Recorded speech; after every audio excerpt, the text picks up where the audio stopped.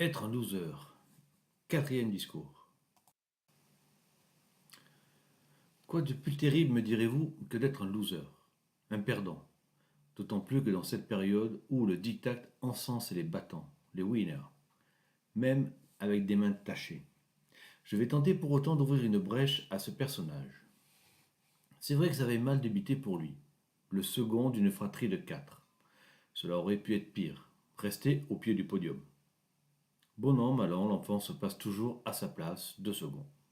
Des études brèves, sans forcer, sans sueur, se contentant de rester au milieu du paquet, laissant les doués et les travailleurs se disputer les premières places. Avec une ambition artistique d'ébéniste, il arrive à être menuisier dans un atelier artisanal. Fenêtre, porte, volée. Fenêtre, porte, volée. Fenêtre, porte. Durant 3 années. Mais en fin de compte, il sera maçon. Le grand air, le soleil. Après tout, ce n'est pas si mal, même si la tâche y est parfois harassante. Et puis, un jour, suit un jour, qui suit un jour, qui suit un jour. Sans autre projection, sans trop d'ambition, peut-être, pas encore un loser reconnu, mais plutôt un perdant en devenir.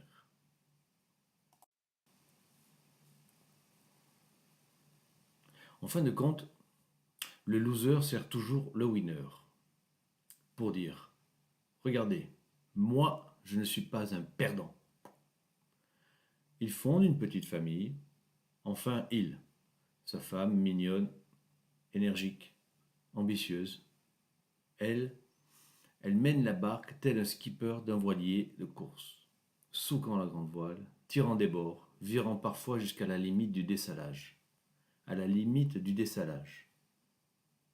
Il n'a pas vu venir les larmes qui l'ont emporté. Un homme à la mer, le loser est passé par-dessus bord. Car maintenant, il est devenu un vrai loser.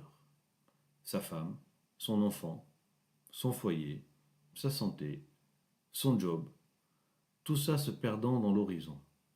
La misère l'appelle vers le fond. Il a perdu sa chance de gagner dans cette vie. Il se dit qu'on me pardonne. Je m'arrête ici. J'arrête de nager. Un loser. Mais la vie aime aussi les losers. Elle lui envoie une bouée. Peut-être s'amuse-t-elle avec lui. Mais il a saisi la bouée et la vie.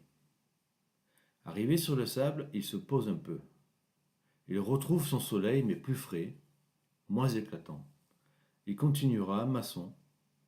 Il ne sait pas faire grand-chose d'autre. Mais maintenant, s'accorde de précieux moments artistiques. Il veut toucher à tout. Il commence la couture, le crochet, quoi de plus viril pour un homme de chantier.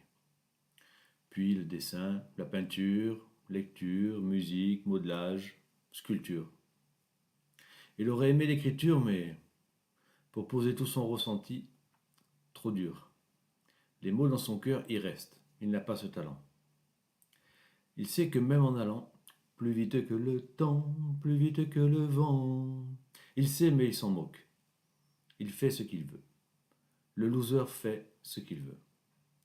La petite entreprise qu'il a créée ne gagne pas beaucoup. En même temps, une entreprise de loser. Mais qu'importe, l'argent est loin d'être son moteur. Par contre, plus de chefs, plus de singes. Juste des clients qui l'ont choisi. Il aime son boulot malgré le moins de soleil, le plus de fraîcheur. Il aime aujourd'hui à apprendre, comprendre, pour essayer de passer même s'il n'est pas professeur et pas du tout pédagogue. Il aime à donner, à partager simplement. Alors peut-être l'apprécierez-vous lorsque vous le croiserez au détour d'une rue, d'une rencontre, et même à certains moments au hasard du reflet d'un miroir.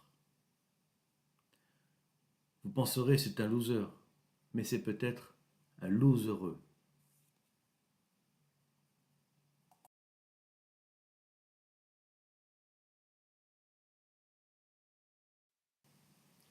N'hésitez pas à me faire part de vos commentaires constructifs.